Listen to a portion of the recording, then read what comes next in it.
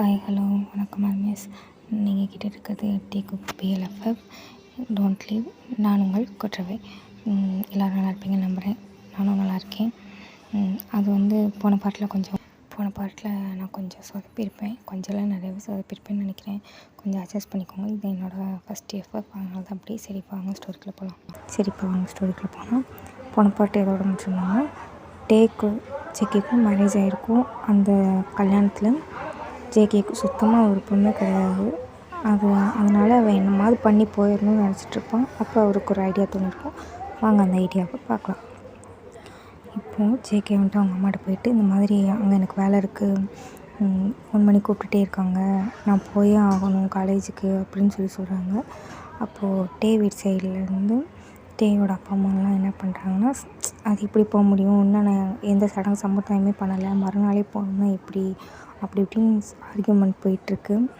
அப்போ ஜேகேவும் பதிலுக்கு ஆர்கியூமெண்ட் பண்ணிகிட்டே இருக்காரு. அவங்களும் பண்ணிகிட்டே இருக்காங்க. ஒரு கட்டத்துக்கு மேலே வெறுப்பாகி ஜேகே என்ன பண்ணிட்டாரு, ஒரு நிமிஷம் எல்லோரும் நிறுத்துங்கன்னு சொல்லி சவுட் பண்ணுறாரு. அப்போது ஜேகே திரும்பி டேவை பார்க்குறாரு. நம்ம அங்கே ஒரு குழந்த கூட குச்சி வயசுக்கு சண்டை போட்டுட்ருக்காரு. அப்போ ஜேகே இவனெல்லாம் வச்சு நான் குடும்பம் நடத்தி வழங்கிடும் அப்படின்னு நினச்சிட்டு பக்கத்தில் போயிட்டு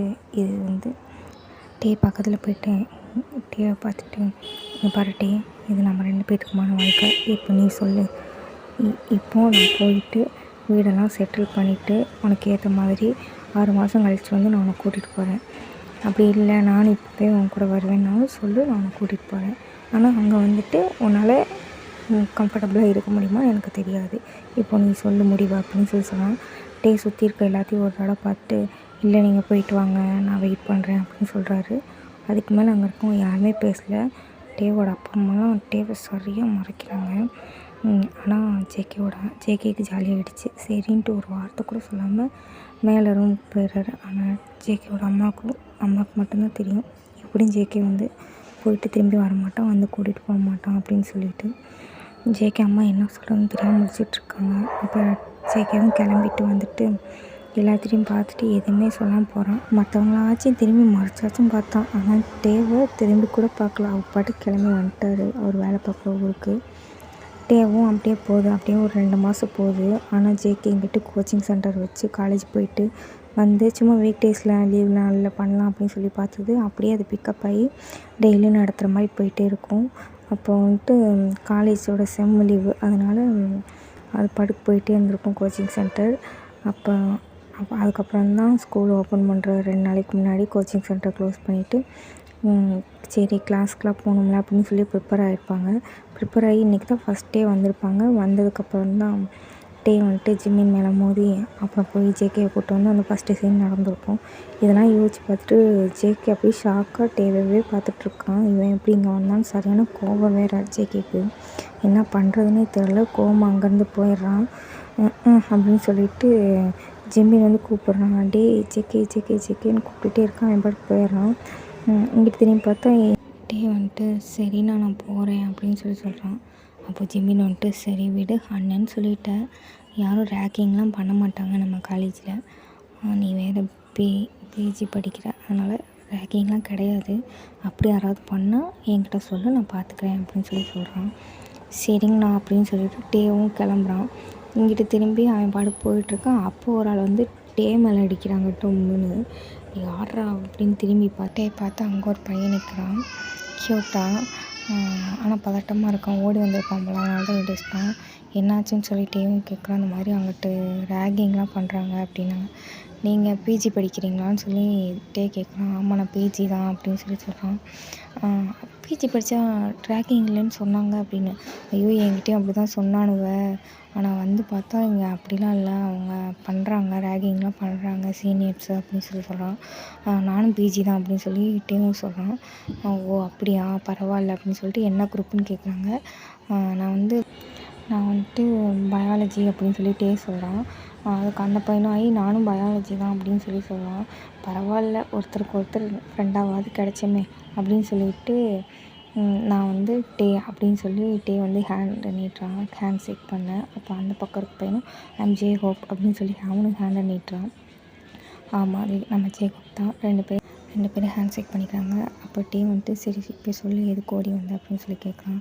அதான் சொன்னேனே சீனியர்ஸ்லாம் ரேகிங் பண்ணாங்க விட்டா போதுண்டான்ட்டு ஓடி வந்துட்டேன் அப்படின்னு சொல்கிறான். அப்போது டே வந்துட்டு உன்னை வம்பிழுத்த அந்த சீனியரான்னு பாரு அப்படின்னு சொல்லாமே ஜேஓ வேகமாக போய் டே பின்னாடி வளைஞ்சிக்கிட்டு இருக்கான். அப்புறம் டே சத்தமாக சிரிக்கிறான். ஐயோ ஐயோ பயந்தாங்கொழி சிரிக்கிறான். பார்த்தியா நீயும் இப்போ தான் ஃப்ரெண்டுன்னு சொன்னேன், அதுங்களையும் நான் கலாய்க்கிற பார்த்தியான்னு சொல்லி ஜேகப் மூஞ்சி தூக்க, அச்சோ சாரிப்பா சும்மா பண்ணேன் ஃபன்னு தான் அப்படின்னு சொல்லிட்டே சொல்கிறான்.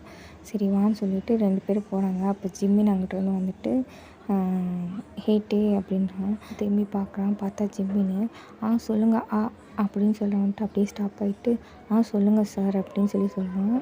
ஏன்னா ஜிம்மின்னு சொல்லியிருப்பான், நீ வந்துட்டு அண்ணானே கூப்பிடு, ஆனால் கிளாஸில் இங்கே கேம்பஸ்குள்ளே கூப்பிடாது, வெளியே வந்தால் கூப்பிட்டுக்கோ அப்படின்னு சொல்லியிருப்பான். சரின்னு சொல்லி டேவும் வந்திருப்பான். அதனால தான் இப்போ சார்னு சொல்லியிருப்பான்.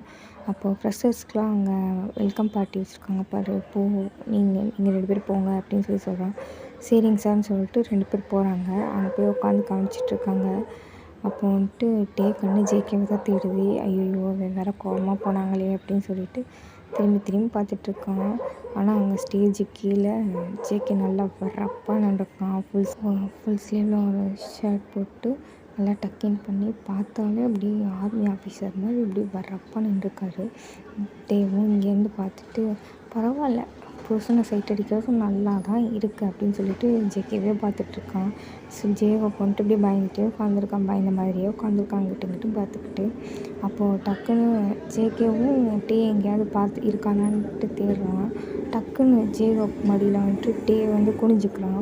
என்னாச்சு டே என்னாச்சு அப்படின்னு சொல்லி கேட்கும்போது அதெல்லாம் ஒன்றும் கிடையாது சும்மா தான் அப்படின்னு சொல்லிட்டு படுத்துக்கிறான். அப்புறம் ஜேகே தேடி பார்த்துட்டு டே இல்லைன்னு சொல்லவும் பேசாட்டுக்கு அங்கே திரும்பி நின்றுக்கிறான். அப்பாடா அப்படின்னு சொல்லிட்டு டேவும் நிமிர்ந்து பார்க்குறான். அப்போ அந்த பக்கம் வந்து யாரோ பார்த்துட்டு ஹே மச்சி அப்படின்னு சொல்கிறான். ஜேகோப்பு திரும்பி பார்க்குறான். யாரடா சொல்கிறான் அப்படின்னு சொல்லிட்டு திரும்பி பார்க்குறான். பார்த்துட்டு யார் டே உன் ஃப்ரெண்டான்னு கேட்குறான். இல்லை நம்ம ஃப்ரெண்டு அப்படின்னு சொல்கிறான். எதே நம்ம ஃப்ரெண்டா அப்படின்னு சொல்லி ஜேகோப்பும் கன்ஃபியூஸாக பார்க்குறான். மறுபடியும் ஹே மச்சி இங்கே வா அப்படின்னு சொல்லி கூப்பிட்றான். டே யாரை என்னையவான்னு சொல்லி அந்த பொண்ணு கேட்குது. ஆமாம் அது ஒரு பொண்ணு. என்னையவான்னு கேட்க ஆமாம் அப்படின்னு சொல்கிறான். ஆமாம் மச்சி ஒன்றா தான் இங்கே வா அப்படின்னு சொல்லிட்டு கூப்பிட்றான். அவங்களும் பக்கத்தில் வர்றாங்க. வந்ததுக்கப்புறம் என் பேர் டே, இவன் பேர் ஜேகோப், உன் பேர் அப்படின்னு சொல்லி கேட்குறான்.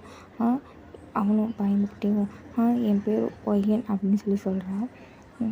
சரி வா நம்ம 3 பேரும் ஃப்ரெண்ட்ஸ் அப்படின்னு சொல்கிறான். இதே நம்ம 3 பேர் ஃப்ரெண்ட்ஸான்னு 2 பேரும் மூஞ்சி பார்த்துட்ருக்காங்க. பார்த்துட்டு என்ன சொல்கிறட்டே இப்போ தானே நம்மளாம் பார்த்தோம் அப்படின்னு சொல்லும்போது சரி விடு நம்ம எல்லாருமே ஃப்ரெண்ட்ஸ், இதுக்கப்புறம் நம்ம எல்லாருமே ஃப்ரெண்ட்ஸ் அப்படின்னு சொல்கிறான். டேவோட அந்த ஆட்டிடியூட் வந்து 2 பேத்துக்குமே பிடிச்சிருக்கு.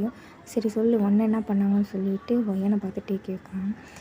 நான் அப்படின்னு சொல்லி முழிக்கிறான். நான் என்ன பண்ணேன் அப்படின்னு சொல்லி முழிக்கிறான். அதான் உன் மூஞ்சியை பார்த்தாலே தெரியுதே யாரோ உன்னை பயமுறுத்திருக்காங்கன்னு சொல்லு அப்படின்னு சொல்லணும்.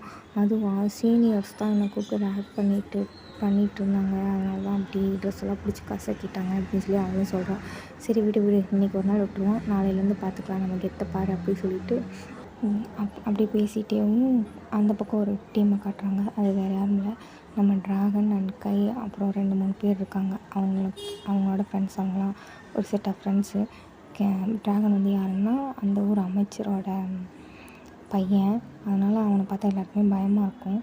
அப்போது ட்ராகன் வந்துட்டு கையை கூப்பிட்டு கை அங்கே பாடுறான், அவங்க ஒருத்தர் செம்மையாக இருக்கான், சூப்பராக இருக்கான், ஹாட்டாக இருக்கான், க்யூட்டாக இருக்கான் அப்படின்னு சொல்லி காட்டுறான். அப்போ கையும் எட்டி பார்த்துட்டு யார் மச்சான் அந்த திம்ஸ் கட்டியா அப்படின்னு சொல்லி கேட்குறான். எதே திம்ஸ் கட்டியா? ஆமாம் மச்சான் தான் உள்ள கட்ட மாதிரி நல்லா உருண்டியாக உட்காந்துருக்கேன், அவ்வளோவா சொல்கிறேன் அப்படின்னு பார்த்தா அவளை இல்லைடா அங்கிட்டு பாடுறான் ஒரு பையன் செம்மையாக உட்காந்துருக்கான்னு சொல்லி ட்ராகன் சொல்கிறான்.